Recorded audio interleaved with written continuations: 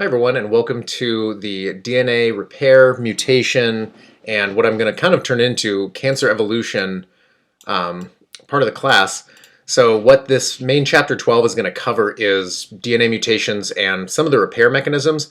What I'm going to focus on is some of more interesting mechanisms and pathways that tumors can take to evolve and change, and why this impacts therapy, and why it's very important to address all of the cancer, populations within a single tumor, because there will be multiple in a lot of cases when you have a therapy. So in that meantime, we're going to focus a lot on this question in the Moodle discussions. So if you are forced for time for any reason, you can skip more to the end, or speed me up like I would recommend too. But we're going to go over these key questions as we kind of take our way through this some of this material. And by the end, I think it's gonna be really interesting, because we're gonna get to address some really rare and incredible events that do happen at this stage of cancer evolution sometimes in some tumors. And so those are really interesting stories. This is also a really another interesting story, the Lamarckian evolution principles. Those of you that know, Lamarck was kind of a counter to Darwin. He didn't believe that populations evolved. He believed that individuals essentially would. And he's very dismissed, and as he should be in a lot of cases with this principle, but that's usually an oversimplification. So we're going to actually take a look where he, kind of has a point. All right, so we'll cover these, and we can cover some of this material. This material is really important when you consider how we're going to address this final question down here, this cancer evolution. So that's what we'll kind of be getting into. But the most assignments this week are going to be more discussion-based, things like that. So this isn't anything that I'm going to, strictly test you on. Hopefully you can apply this at a large level, let's say in the grant or the discussions. Okay, so when we have a mutation, there is a big difference in severity. Transition mutations are going to keep, they are going to keep purines and pyrimidine pairs together. Transversions, they're going to change the composition.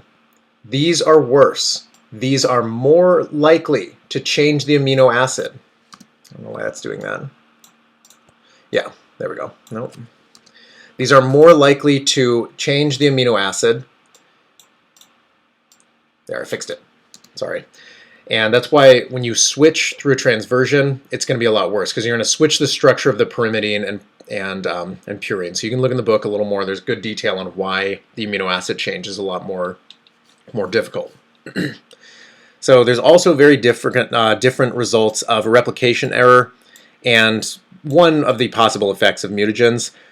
Basically, the big thing is that when you make a mutation or a mistake of some kind, and it gets passed along as though it is the right template, then from then on, this population and these set of cells, they're going to go on forever thinking that this spot is, a G and a C, when in fact it was always an A and a T right here. That is kind of the big issue with mutations, is that once you have one of them, that population of your cells is always going to have that mutation. Now, that's in your somatic cells, so the ones that you will never pass on, the cells that make you up for the most part. In your sex cells that you do pass on, that's when these mutations become permanent in your offspring or in a population. Those are the ones that drive evolution in a lot of cases. A somatic mutation is likely only going to affect a small population of cells. So with mutagens, it's kind of the same thing, but in a lot of cases, if you mismatch things really badly with mutation, that can lead to two different cells with two different issues, for example. In a lot of cases, that's why mutagens are so much worse, and we'll see why mutagens, the structural damage that they can do is going to be a lot more significant than that of replication in a lot of cases. Okay, so those are point mutations up there. We all know frame shifts from intro and 201 for the most part is when you're reading a protein, or you're reading an mRNA from a DNA, for example. You have that nice triplet code. Each 3 has to matter for each of the amino acids that you need. So let's say this is the normal protein up here. So this is a nice normal one. If you ruin that frame by taking out 1 or 2, let's say, nucleotides, or adding 1 or 2, you are going to completely, in a lot of cases, ruin the original protein. As you can see, this is the original up here. None of these versions down here do very well, because the minute that you take these nucleotides out of their reading frame, all of a sudden you're coding for completely different things. So this is where they make the insertion right here compared to up here. You have different amino acids, you have a new stop site that shows up, for example, because it's out of order, and this TAG is not usually what's going to be up here. So you can find the TAG, I think, up right here. See, this is the usual TAG right here.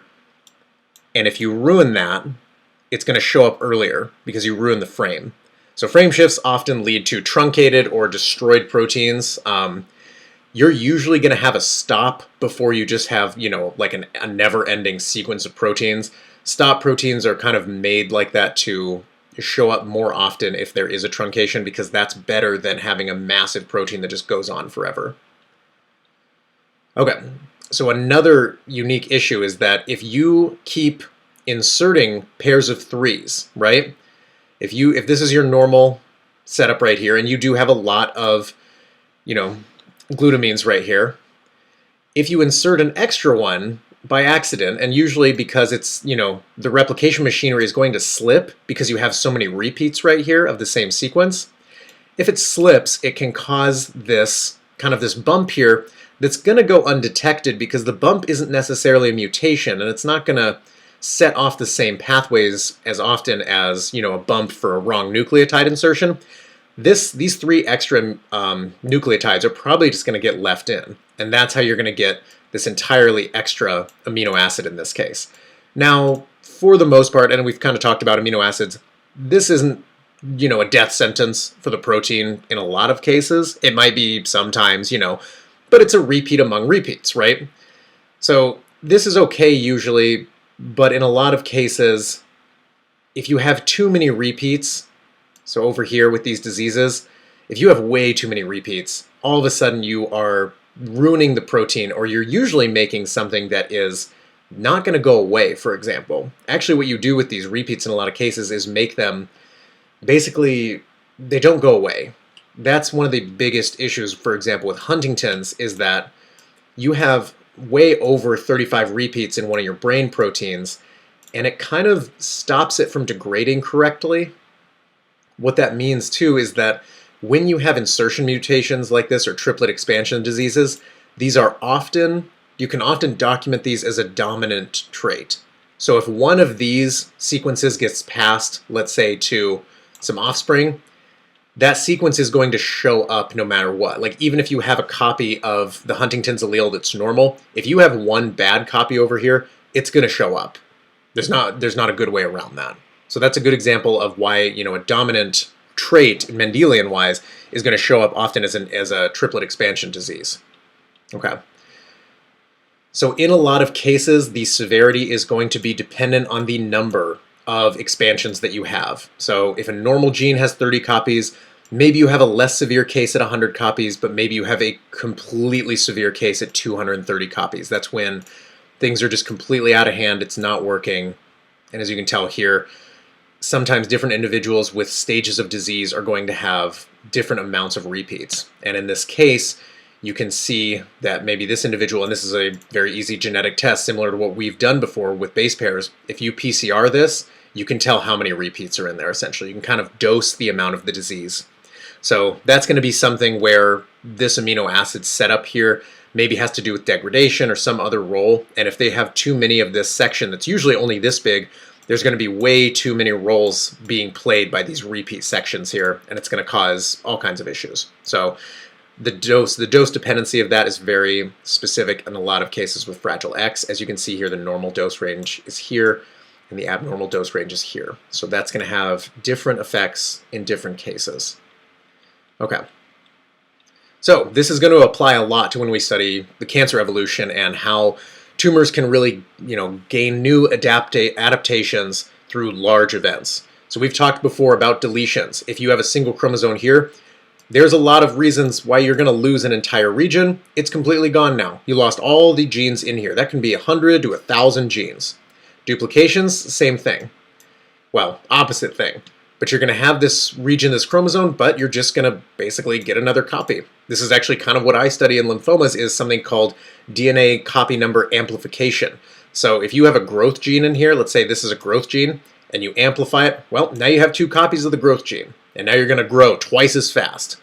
Same thing over here with deletions. Oftentimes, these are going to eliminate tumor suppressor genes in a lot of cases, and they're just gone. No mutation necessary. The entire structure is just totally gone in that cell.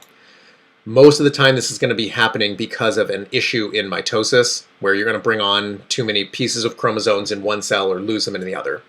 Inversions we've talked about, these usually destroy a lot of these genetic instructions because you've reversed the direction of the gene. Sometimes they're still going to make gene products, but now they're in different areas of promotion. So for example, if these 3 genes right here were in a slow area of promoters, say next to the kinetochore up here, but now they're on this region of the gene where you have a lot of like attractive promoters for RNA polymerase, these genes can get turned on super high. And the opposite could be true where it's going to be, they're going to get turned off for that region. So inversions are pretty special and they're very context dependent. Okay, so this is multiple chromosome mutations. Where what this is kind of acts like those transposons that we've seen, where this region from this gene right here is actually just going to insert itself and copy paste over to here. And so now this is chromosome 18 still, but it's got a piece of chromosome 3 stuck in it. And so this can have context-dependent effects again. Sometimes you're going to put genes together that should not be around each other. They might start overactivating each other, things like that. So that is similar to a translocation. In a translocation, though, this is a cut and paste. This region of chromosome 3 is now going to simply paste and actually exchange itself with chromosome 19 in this case. So in this case, you see the arrows moving back and forth. This is a cut and paste both ways. What this is crossing over in a non-sex cell. Remember how your chromosomes do crossing over, things like that? Or this is crossing over on the wrong chromosome. See, remember, chromosomes are only meant to cross over with homologs of each other, like the mom and dad version. If they accidentally hook that machinery up to another chromosome, you end up with a completely new type of chromosome. And again, context dependent, but you may gain functions with some of these genes. And in one case, in a lot of cases, you can actually fuse genes together that do not belong together. This is the Philadelphia chromosome.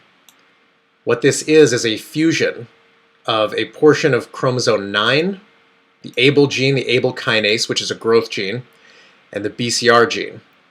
What this makes is a fusion protein that is growing at exponential rates. Shouldn't say exponential, but massive rates.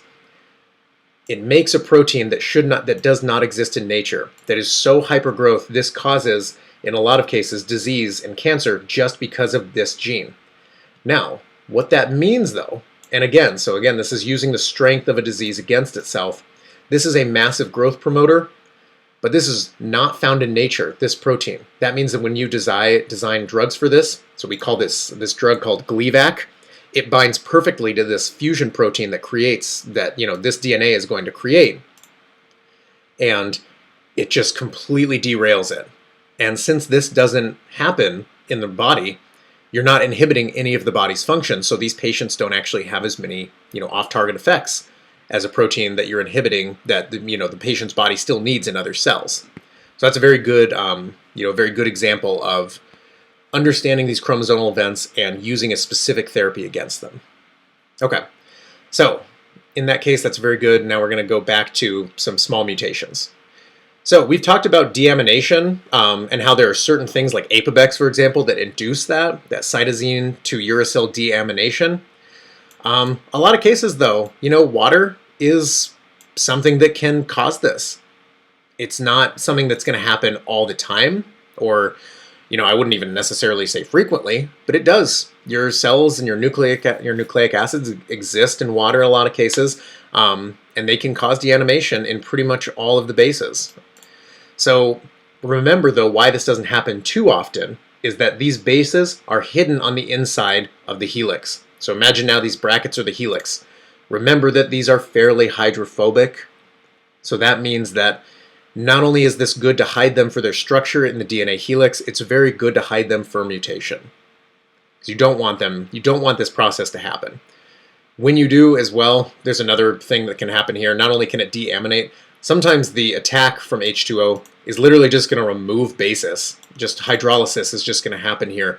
And you're going to be left with a reactive group in the middle of your DNA strand. And this reactive OH can, kind of do whatever it wants. Like we've seen with reactive OHs, they bind to a lot of things. I'm not 100% sure on the chemistry, but I don't know if it's out of the question that it can start binding up in these directions, or if it's going to make like a more permanent bind somewhere else, or if something else is going to come and cause it to have issues, something else from the outside world. So it's not perfect to have this group here, and water, as innocent as it is, can do this. Okay, so this kind of goes into one of those challenge questions. Why in the world do we have cells where we actually induce mutations? These are in B cells. B cells are responsible for making antibodies, these massive Y-shaped proteins. The stock of these antibodies is pretty constant. That's the C region right here. Heavy and light chain, that's for immunology. V, though. V is the variable region. On the tips of these antibodies, that's where you're going to make contact with an antigen. Remember, antigens are pieces of pathogen that our body has basically digested and is showing to our B cells and say, make an antibody against this. This is exactly what happens against COVID.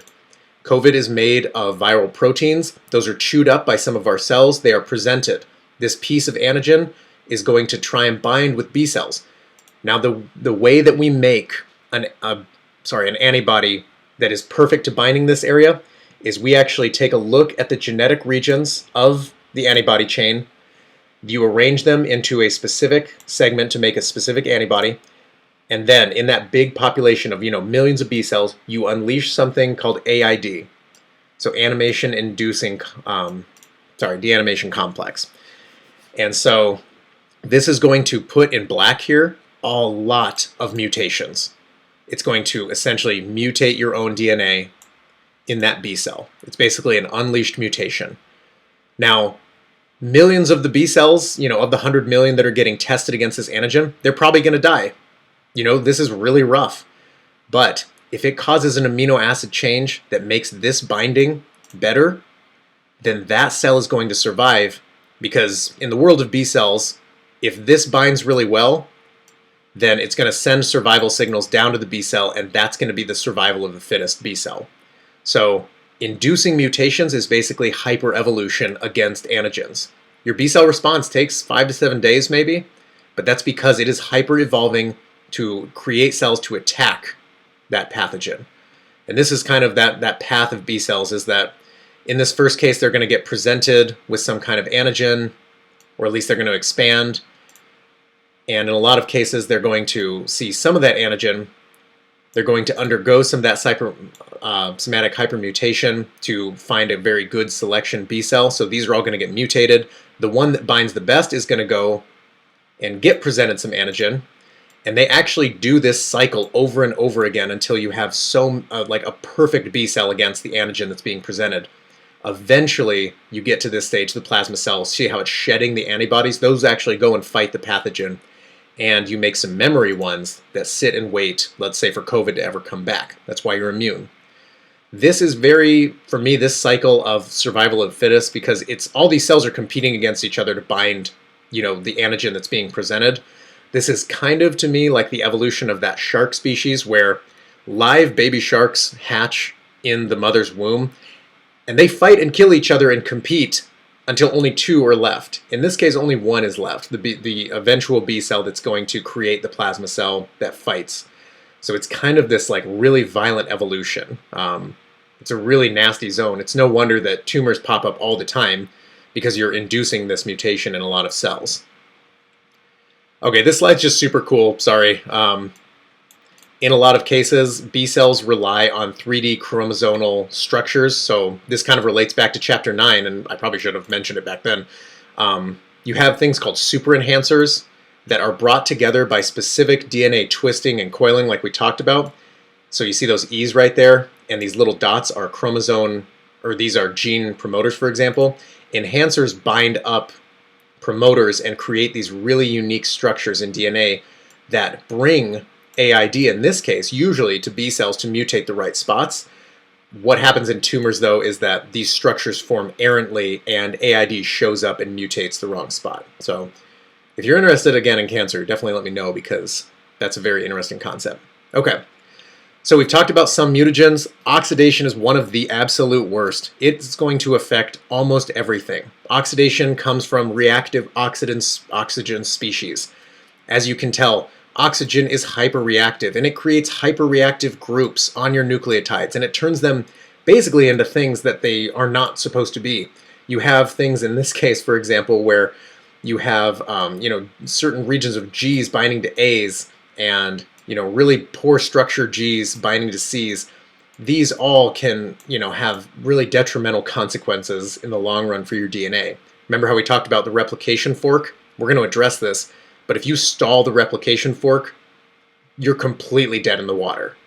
That cell cannot keep going if it stalls. We'll see how your cells actually get rid of that, but it's not pretty.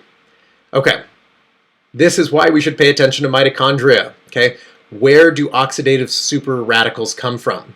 Okay, like this, like these, they come from your mitochondria. If you have mutations or damage in your mitochondria, often from, remember this is the polymerase from mitochondria. If you have damaged mitochondria or you are stressed all the time, you are releasing these. You are aging because these go and they react with your DNA. That's how you age. There's not too much argument about this. The fact is that when your body has a stress reaction and it's under constant stress reactions, your mitochondria are firing all the time. They are making more copies of themselves. When you make more copies of mitochondria, you run into the possibility that one of them has some mutations in it. And eventually, and this is how people start really getting old, is you mutate your pol gamma into, and now that's passing on in all your mitochondria, where you have a ton of mutations in these proteins that usually gobble up these reactive oxygen species. So if you have ruined mitochondria, you have tons of these reactive oxygen species, because remember, like we showed you in Bio 101, the electron transport chain uses oxygen to gobble up these electrons, but sometimes it doesn't work all the way. And if you have these reactive oxygen species, you have DNA damage, some of your cells die, but some of them just mutate.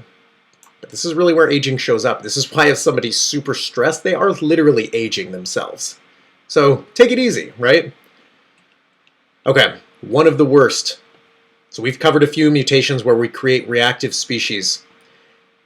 When you make a covalent bond between two of these, that is a death sentence. This is bad. Not necessarily for you, but for the cell, for DNA.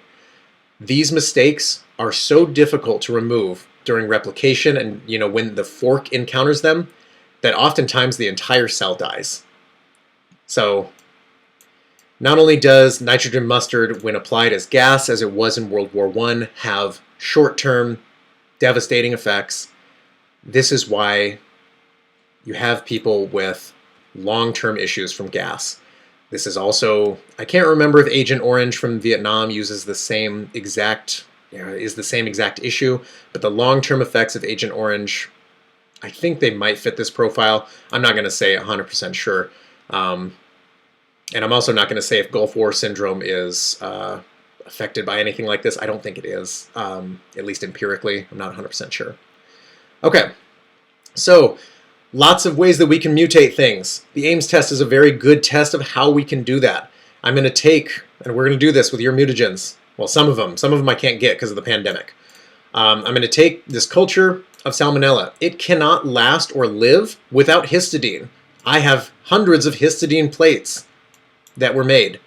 So I'm going to place Salmonella on a histidine plate. It should not be able to live. However, I'm going to soak a filter paper in a potential mutagen, and I'm going to put it on the plate. This is going to soak throughout the plate.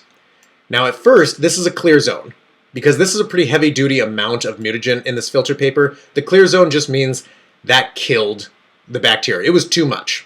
But as you can see, there's a gradient of how much the mutations go out. So the further outwards in the plate that you go, that might be the perfect amount of mutation that you might need for, to induce a survival mechanism. Okay? That's what the Ames test is that we're taking something that cannot survive on this plate, and we are going to see if we can cause a mutation, a beneficial mutation, that is going to allow salmonella to exist without histidine, or, in some cases, make its own histidine. It's going to revert. So in that case, if we have a ton of mutations or a ton of living colonies compared to the control up here, that's a pretty good indication that this is a mutagen. So you'll see right here, some of these actually do survive. And I'm going to tell you the story of how they do, and that's how kind of the Lamarck story comes up. Okay. So this section is going to detail some chemotherapies, 3 in particular. Now these chemotherapies that I'm going to show you are all targeting right here. Okay. These are all going to target at the S phase of the cell cycle when you are replicating the genome. Okay, because that's what we've studied. There are other ways that you can target things. You can target, you can target certain inhibitors like this, like CHEK1, CDC7, with certain chemotherapies to induce, apoptosis. This is a little more direct to what we're studying, so let's take a look here. So cisplatin is a very common chemotherapy. Like what it does right here, remember it makes this really nice covalent bond right here. And this is really permanent. This is going to stall the replication fork in a lot of cases. It's going to cause big breaks in the DNA because once the replication fork tries to unhook this, it's basically not going to allow it. It's not going to allow the machinery like the topoisomerases, the helicases, things like that to work quite as well. And so you're going to have a lot of mutations induced in cancers. And this is going to kind of go into this point. The point of chemotherapy is to destroy the DNA. Don't get me wrong. This is medicine technically, but it's poison that kills cancer cells faster than it kills your cells. This will be binding to your DNA everywhere else too. Now, the good thing is that most of your other cells, and we'll see the mechanisms that we can use to get around this, most of your other cells are not dividing at the rate cancers are, so they're going to get caught much more. Okay, bleomycin, kind of another weird one. It is going to interact at different, see the chemical right here? It is going to kind of bind up the helix quite a bit. The other cool thing that it does is this binding mechanism is also going to induce and create reactive oxygen species with this chemical reaction of binding. So not only is it going to hook everything and make it a really rigid structure right here, that chemical reaction is going to send off more reactive oxygen species which go on and kill, cause more damage in the cell. And remember, cancer cells can survive quite a bit, but this is pretty tough, I gotta be honest. Okay, Doxorubicin. I don't know why these are in red either. I probably should have put these in green or blue, sorry. This is actually something that we use very frequently in lymphomas. This is part of that R-CHOP that I use. What it does, it is going to hook these nucleotides all together, and it's not going to let go. So when the replication machinery is coming and trying to separate the strand, it just stops because there is this massive juncture right here that is hooked in all of these nucleotides permanently. And when you get here, you're going to have a very hard time continuing. Okay. So those are examples of chemotherapy at the S phase in cell cycles. Okay. UV, kind of its own profile, and we'll see actually how our bodies have adaptations against this. Remember, we don't have any adaptation against this usually. Okay. UV is oftentimes going to create a very nasty link between thymines that are close to each other. See how these are linked together now? That means they're not going to be able to bind their A's, and they're going to cause this massive kink right here. So that's what UV does. UV basically allows this chemical reaction to happen. In this thymine dimer, you can also have what's called a 6-to-4 photoproduct, where this binding is happening diagonally like this. Now, this binding causes a kink. It causes a massive trouble for your cell machinery, because these kinks are going to lead to something far, far worse. This is the largest amount of damage. This is the catastrophe of damage in your cells. Single strand breaks, full-on phosphate chain breaks. You often have a complete collapse of the replication fork if this break happens here. What is worse than that is a double-stranded break. This is the massive amount of damage that you can have in a cell. This is where cells usually have to call it quits. That's why when we induce this with chemotherapies, we can kill a lot of cancer cells. Okay, this is going to kill a lot of your normal cells though too. So just like the photoproducts though. The photoproducts are going to do this, so the UV is going to do this. So this is why when you sunburn, those cells are dying. Those are dead now because you induced so many of these because you stayed out without sunscreen, basically. And I mean, when you get tan, that's basically also what's happening here. Don't go into tanning booths, for the love of God, because you are inducing these in your cells. Okay, so I'll let you pause here, and I think actually the next slide is also pretty good. This is in your book, so it's very detailed. When we have mutations, you have mechanisms to repair. So mismatch repair, this is one of your best, very best mutation repair mechanisms. This is where you have a small mismatch, and you're going to have the, that bump is going to show up. Your parental strands, in this case, have been, or in this case, your new strands have actually been, or one of your strands has been hemimethylated, so it's been tagged as to which one is the healthy strand, and that can be used as a template, basically. So this is going to recruit some proteins, it's going to chop out, it's going to bring in the exonuclease, and it's going to have polymerase come back and redo its job. Ligase finishes the job by sealing the nick that was left here. Okay, so mismatch repair is great. Honestly, this saves us tons of time. It's very accurate. You don't induce new mutations, things like that. So that's good. This is I think this is a little bit clearer of a picture right here.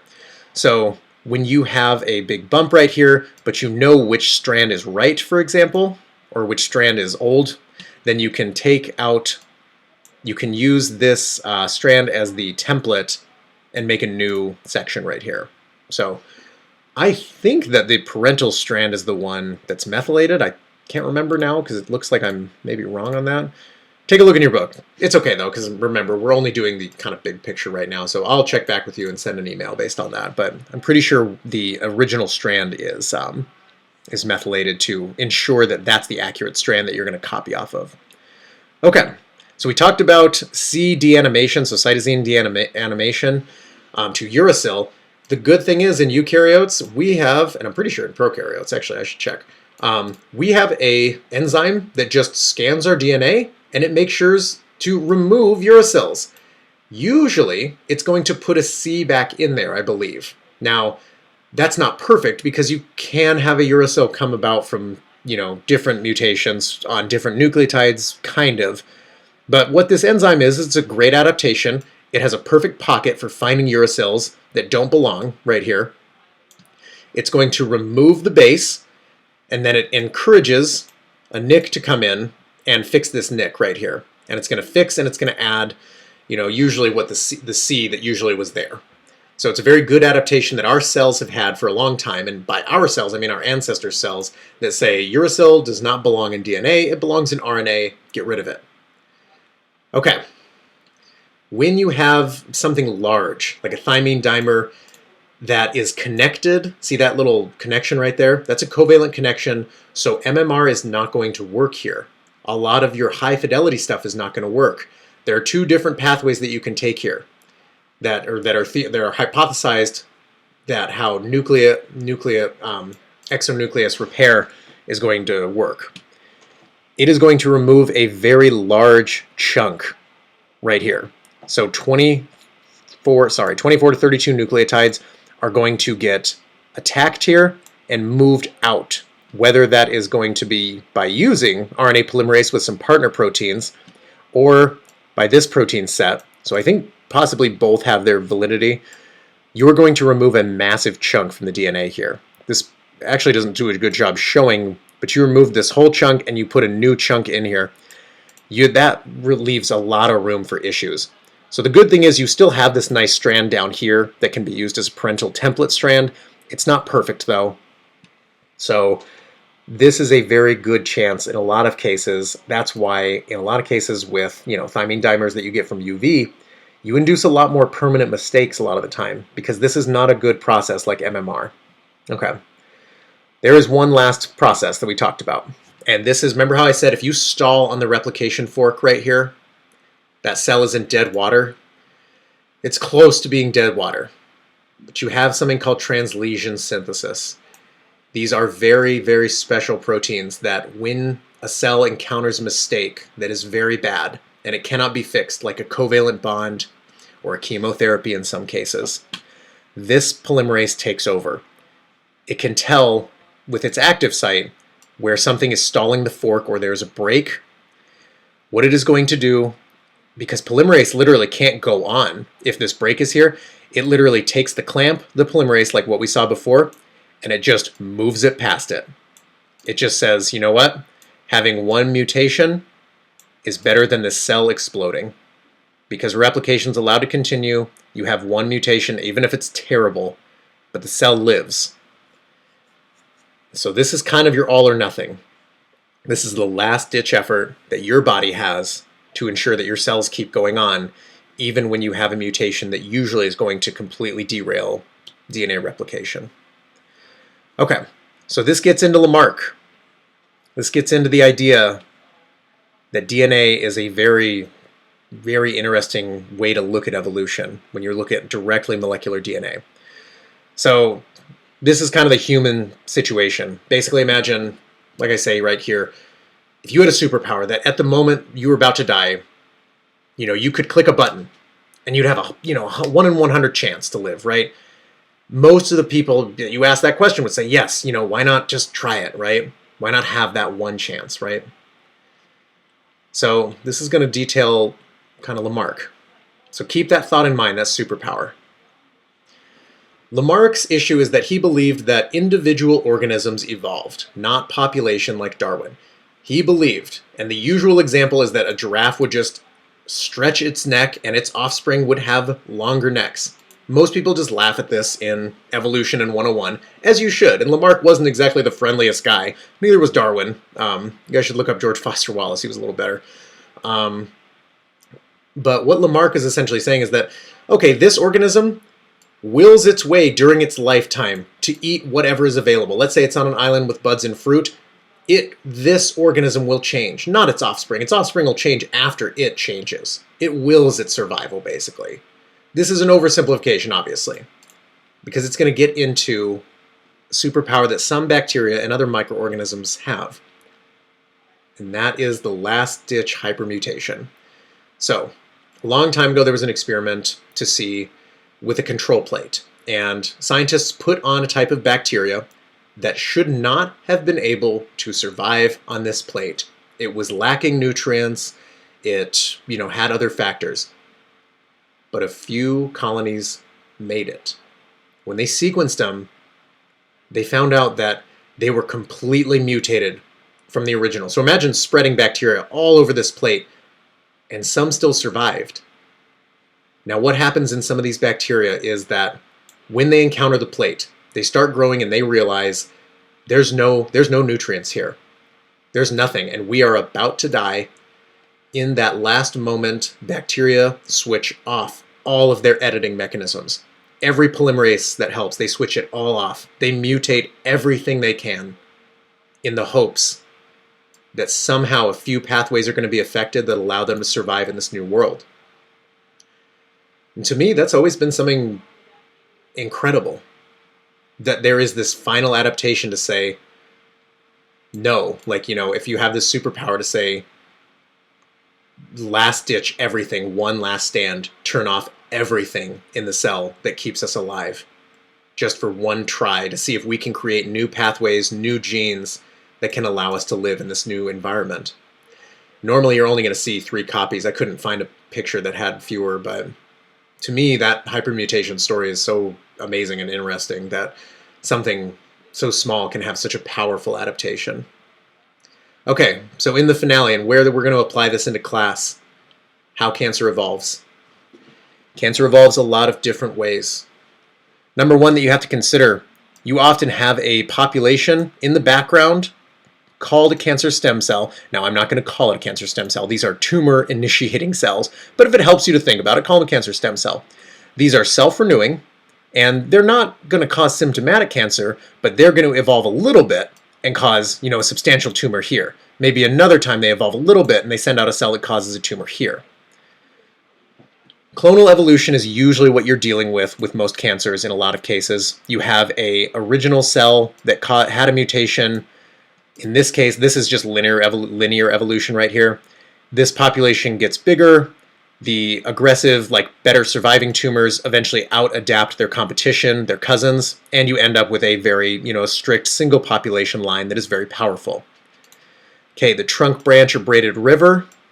This is where multiple populations exist at a single time. With the trunk branch, these are just going to keep branching into new populations. The braided river model is very interesting because this hypothesizes that two populations not only can become new distinct populations from what they were, but they can merge into a completely new population. And that's interesting, and that causes some trouble for therapies right there, okay? Now this is where what we've studied actually has a very big role. Punctuated evolution. Catastrophic genomic events that happen one time in one cell, and or in a population, but one true powerful cell emerges from these catastrophes with so much genetic variation that it is this unstoppable monster of growth, of survival, with massive evolutionary advantages that could never have come up in these longer processes right here, This is the one that is super unique, this punctuated evolution. And you see here 3 terms that I assume you've never seen before. So let's go over these. All right, I'm going to mispronounce it, I know it. Katagias is Greek for shower. What this is this is on a chromosome right here, and this is tracking mutations at a certain region of chromosome 6, and oh my god, hundreds, thousands of mutations pop in a single region of this chromosome, and it's this storm, essentially, of C to T mutations right here. Massive amount of mutations in a single spot. That's what katagias is. So in a normal cancer cell here at B, you have areas of mutation. They're kind of dispersed all throughout. This is katagias, is where one region of a chromosome undergoes this massive, unforgettable change. This can lead to proteins that should never have existed. This can lead to promoters that should never have been on, but are created now.